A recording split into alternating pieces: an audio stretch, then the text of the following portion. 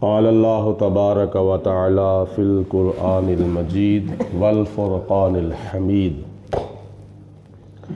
ولا یأتونک بمثل۔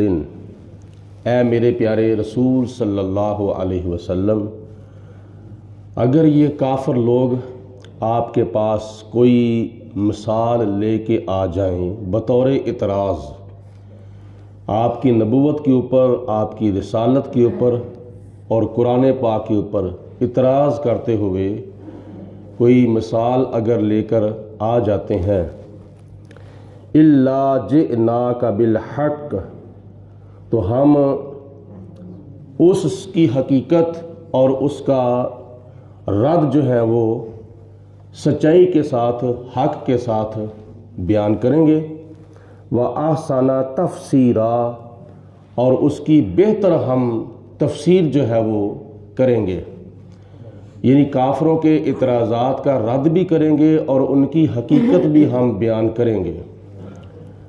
الذین یحشرون علی وجوہہم الی جہنم، اور ان لوگوں کو جب دھکیلا جائے گا، جب جمع کیا جائے گا، علی وجوہہم چہروں کے بل، الی جہنم جہنم کی طرف، یعنی چہروں کے بل جب ان کو جہنم کی طرف دھکیلا جائے گا کافروں کو، حساب و کتاب کے بعد کافروں کو پاؤں کے ساتھ چلا کر جہنم کی طرف نہیں بھیجا جائے گا، بلکہ چہروں کے بل اللہ تعالیٰ ان کو جہنم کے اندر دھکیلے گا۔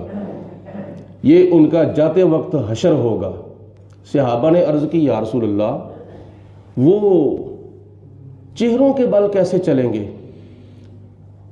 تو نبی پاک علیہ الصلوۃ والسلام نے ارشاد فرمایا کہ جو پروردگار بندے کو پاؤں کے ذریعے چلا سکتا ہے، ٹانگوں کے ذریعے چلا سکتا ہے، وہ قیامت کے دن اللہ تعالیٰ کافروں کو چہروں کے بل بھی چلا کر جہنم کی طرف دھکیلے گا، کیونکہ قیامت کے دن کچھ لوگ ایسے ہوں گے کہ جو پاؤں کے ذریعے، ٹانگوں کے ذریعے چل کر اللہ کی بارگاہ میں حاضر ہوں گے، اور کچھ لوگ وہ ہوں گے جن کو قبروں سے نکالتے ہی سواریاں پیش کی جائیں گی، وہ سواریوں کے اوپر سوار ہو کر میدان محشر میں حاضر ہوں گے۔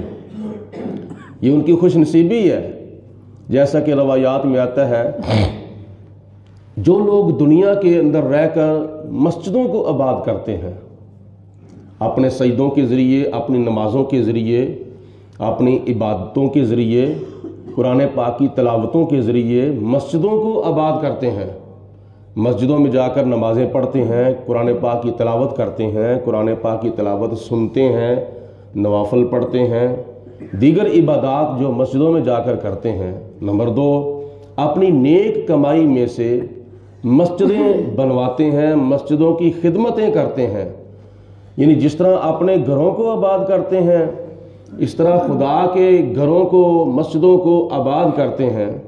تو بعض روایات میں آتا ہے کہ وہی مسجدیں کشتیوں کی شکل میں ان لوگوں کے پاس آ جائیں گی جب وہ قبروں سے اٹھائے جائیں گے، تو ان مسجدوں کو آباد کرنے والوں کو ان کشتیوں کے اوپر سوار کیا جائے گا اور پل صراط کا راستہ ان سے طے کرایا جائے گا۔ یہ مسجدوں کی خدمت کرنے کی فضیلت ہے اور مسجدوں کو آباد کرنے کی فضیلت ہے۔ تو اس لیے آپ کوشش کیا کریں زیادہ سے زیادہ وقت مسجد میں گزارا جائے، بالخصوص درس قرآن کے ٹائم، بالخصوص خطبہ جمعہ کے موقع پر، بالخصوص جب کوئی دینی مذہبی فنکشن ہو، محفل میلاد ہو، محفل معراج ہو، محفل شب برات ہو، محفل شب معراج ہو، محفل شب قدر ہو، کوئی بھی دینی معاملہ ہو، زیادہ تر مسجد میں وقت گزارنے کی کوشش کرنی چاہیے، کیونکہ اللہ تعالیٰ کے ذکر کے ساتھ ہر جگہ پہ سکون ملتا ہے، لیکن سب سے زیادہ سکون بندے کو خدا کے گھر میں ملتا ہے۔ نمبر 2، نبی پاک صلی اللہ علیہ وسلم نے حدیث پاک میں ارشاد فرمایا کہ کوئی بندہ دنیا کے اندر عید الاضحیٰ کے موقع پر قربانیاں کرتا ہوگا، صاحب نصاب جو قربانیاں کرتے ہیں، وہ قربانیوں کے جانور جو ہیں وہ اپنے کھروں کے ذریعے، اپنے سینگوں کے ذریعے اور اپنے بالوں کے ذریعے صاحب قربانی کے پاس آئیں گے۔ جب اس کو قبر سے اٹھایا جائے گا تو وہ قربانی کا جانور جو ہے وہ اپنے اوپر صاحب قربانی کو سوار کر کے پل صراط کا راستہ طے کرائے گا۔ تیسری مثال یہ ہے کہ جب نیک بندے کو قبر سے اٹھایا جائے گا قیامت کے دن، تو اس کے نیک اعمال کا مجسمہ جو ہے وہ اس کے پاس آ جائے گا، اور آ کر جب کھڑا ہوگا تو وہ صاحب قبر جب قبر سے اٹھایا جائے گا تو اس نیک اعمال کے مجسمے کو ایک شکل کے اندر جب پیش کیا جائے گا تو اس کے جسم سے بہت پیاری خوشبو آ رہی ہوگی اور وہ بہت ہی خوبصورت اور بڑا حسین و جمیل ہوگا۔ تو صاحب قبر پوچھے گا کہ تو کون ہے؟ تو وہ کہے گا کہ تو نے مجھے پہچانا نہیں؟ وہ کہے گا کہ میں نے تجھے پہچانا نہیں، تجھ سے خوبصورت تو میں نے دنیا کے اندر کسی کو دیکھا نہیں تھا، اور بڑی بڑی خوشبوئیں میں نے سونگھی تھیں، لیکن جو خوشبو تجھ سے آ رہی ہے اس طرح کی خوشبو میں نے آج تک کہیں سے نہیں سونگھی۔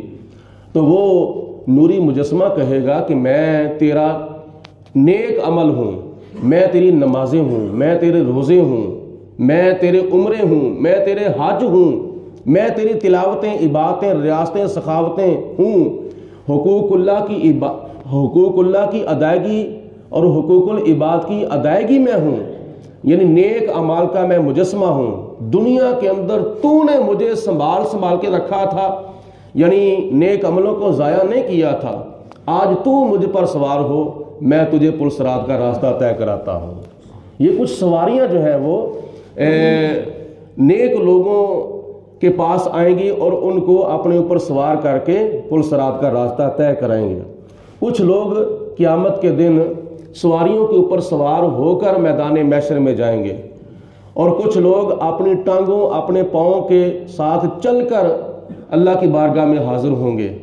لیکن کافر لوگ، مشرک لوگ اور غیر مسلم لوگ جو ہیں، اللہ رسول کے نافرمان، نبی پاک علیہ السلام کے بے ادب گستاخ جو لوگ ہوں گے، جنہوں نے نبیوں کی، ولیوں کی مخالفتیں کی ہوں گی، ان کو خدا تعالیٰ چہروں کے بل چلائے گا میدان محشر کے اندر۔ اللہ تعالیٰ ارشاد فرماتا ہے الذین یحشرون علی وجوہہم الی جہنم، ایسے لوگوں کو، کافروں کو، مشرکوں کو اللہ پاک چہروں کے بل جہنم کی طرف دھکیلے گا۔ اولئک شر مکانا، اور یہ لوگوں کے لیے بہت ہی برا ٹھکانہ ہوگا۔ وہ کون سا ٹھکانہ ہے؟ وہ جہنم ہے، وہ دوزخ کا عذاب ہے جو کہ بہت ہی برا ٹھکانہ ہے۔ وَأَضَلُّ سَبِيلًا، اور یہ لوگ راہ راست سے بھٹکے ہوئے ہیں، یہ راہ راست سے پھسلے ہوئے ہیں، بہکے ہوئے ہیں، یہ لوگ گمراہ ہیں۔ یہ ہے کافروں کا انجام۔ وَلَقَدْ آتَيْنَا مُوسَى الْكِتَابَ، اور بے شک ہم نے حضرت موسیٰ علیہ السلام کو کتاب عطا فرمائی، یعنی تورات عطا فرمائی کوہ طور کے اوپر بلا کر۔ وَجَعَلْنَا مَعَهُ أَخَاهُ هَارُونَ وَزِيرًا، اور ہم نے حضرت موسیٰ علیہ السلام کے ساتھ ان کے بھائی حضرت ہارون علیہ السلام کو وزیر بنا دیا۔ وَجَعَلْنَاهُ مَعَهُ أَخَاهُ هَارُونَ وَزِيرًا، اور اللہ کے نبی جناب موسیٰ علیہ السلام کا وزیر کس کو بنایا؟ حضرت ہارون علیہ السلام، جو کہ اس کے سگے بھائی تھے۔ معلوم یہ ہوا کہ اللہ کے نبیوں کی یہ حکومتیں ہیں، کیونکہ وزیر بادشاہوں کے ہوتے ہیں، حکمرانوں کے ہوتے ہیں، تو اللہ پاک نے جناب موسیٰ علیہ السلام کو جہاں نبوت اور رسالت کے ساتھ سرفراز کیا تھا، وہاں خدا تعالیٰ نے جناب موسیٰ علیہ السلام کو حکومت بھی عطا فرمائی تھی۔ فَقُلْنَا اذْهَبَا إِلَىٰ قَوْمِ الَّذِينَ كَذَّبُوا بِآيَاتِنَا، اور پھر ہم نے فرمایا ان دونوں کو، جناب موسیٰ علیہ السلام کو اور حضرت ہارون علیہ السلام کو، فرمایا کہ تم جاؤ، اذهبا، تم دونوں جاؤ، إِلَى الْقَوْمِ الَّذِينَ كَذَّبُوا بِآيَاتِنَا، اس کافر قوم کی طرف جس نے ہماری آیتوں کو جھٹلایا ہے، ہمارے قدرت کے کرشموں کو جنہوں نے جٹلا دیا ہے، اور وہ کیسے جٹلایا تھا؟ موسیٰ علیہ السلام کی نبوت کو جٹلا دیا، ہارون علیہ السلام کی نبوت کو جٹلا دیا، اور ان کے اوپر نازل ہونے والی کتاب تورات کو جٹلا دیا، موسیٰ علیہ السلام کے معجزات کو انہوں نے جٹلا دیا۔ تو یہ خدا تعالیٰ کی نشانیوں کو انہوں نے حقیقت میں جٹلایا تھا۔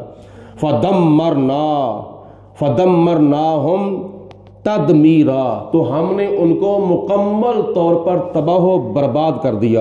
اللہ تعالیٰ ہم سب کو عمل کرنے کی توفیق عطا فرمائے، اور قرآن مجید فرقان حمید کے اندر جتنے بھی ہمارے لیے علمی، عملی، دنیاوی، برزخی، اخروی خزانے ہیں غیبی، ہمیں وہ حاصل کرنے کی توفیق دے۔ اور وہ کیسے حاصل ہوں گے؟ جب ہم قرآن پاک کو پڑھیں گے، سنیں گے، سمجھیں گے، اور پھر ان کے اوپر عمل کریں گے۔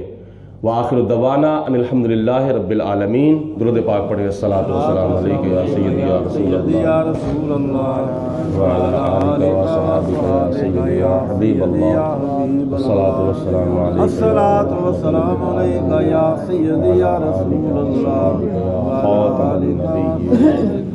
اللہم صلی علی سیدنا و مولانا محمد معدن الجود والکرم وآلہ وصحبہ وبارک وسلم۔ ربنا آتنا فی الدنیا حسنۃ وفی الآخرۃ حسنۃ وقنا عذاب النار۔ ربنا اغفر لنا ولإخواننا الذین سبقونا بالایمان ولا تجعل فی قلوبنا غلا للذین آمنوا ربنا انک رؤوف رحیم۔ رب اشرح لی صدری ویسر لی امری واحلل عقدۃ من لسانی یفقہوا قولی۔